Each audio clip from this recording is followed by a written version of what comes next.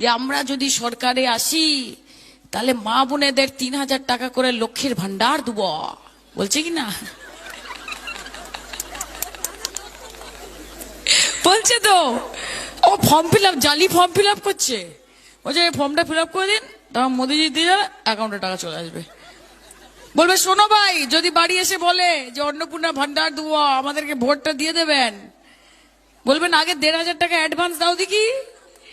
আগে সায়নী ঘোষ কোথায়? তৃণমূল কংগ্রেসের যাদবপুরের সাংসদ, তিনি এই মুহূর্তে কোথায় রয়েছে? আপনারা কেউ জানেন?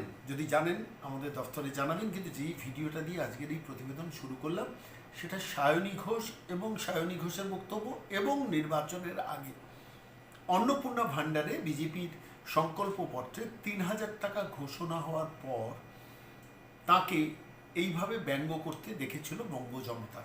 কিন্তু এই মুহূর্তে দাঁড়িয়ে তৃণমূল যখন সংকটে, ২০ জন সাংসদ যখন বিদ্রোহ ঘোষণা করেছেন লোকসভার ফ্লোরে, রাজ্য বিধানসভায় যখন ৮০ জনের মধ্যে ৬০ জন বিধায়ক বিদ্রোহ ঘোষণা করেছেন, অচিরেই সেটা ৬৪ হবে। প্রচুর জল্পনা চলছে ভালো তৃণমূলকে, খারাপ তৃণমূলকে। অর্থাৎ লোকসভায় এই মুহূর্তে ভালো তৃণমূলের সংখ্যাটা ২০, আর যে খারাপ তৃণমূল সেই সংখ্যাটা ৮। এবং সেই খারাপ তৃণমূলের সংখ্যায় আছেন অভিষেক বন্দ্যোপাধ্যায়, আছেন সুদীপ বন্দ্যোপাধ্যায়, আছেন সৌগত রায়, আছেন কল্যাণ বন্দ্যোপাধ্যায়, আছেন সায়নী ঘোষ, আছেন কীর্তি আজাদ, আছেন মহুয়া মৈত্র।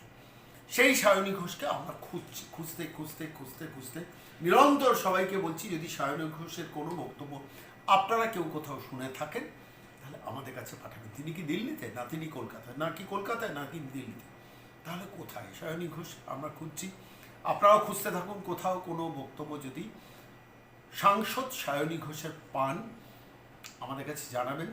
আমরা সরাসরি তাঁর সঙ্গে যোগাযোগ করার চেষ্টা করছি, কিন্তু পাচ্ছি না।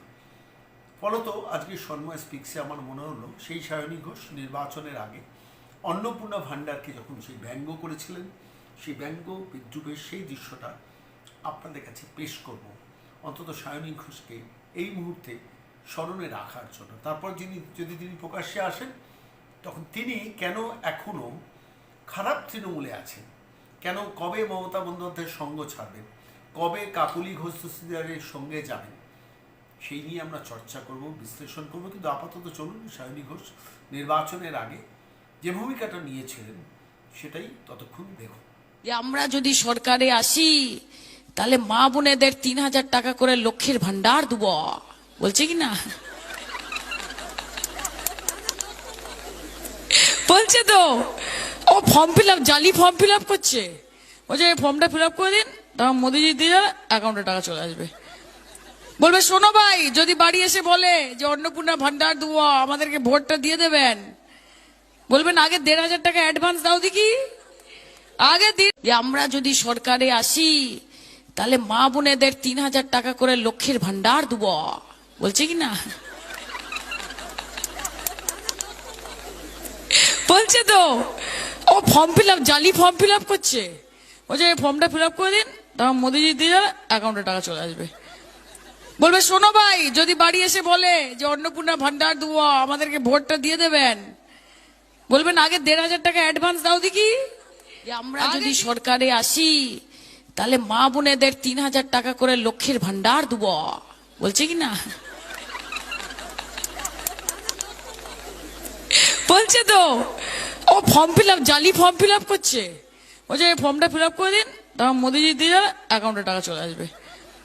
বলবে শোনো ভাই, যদি বাড়ি এসে বলে যে অন্নপূর্ণা ভান্ডার দেবো, আমাদেরকে ভোটটা দিয়ে দেবেন, বলবেন আগে ১,৫০০ টাকা অ্যাডভান্স দাও দেখি। আগে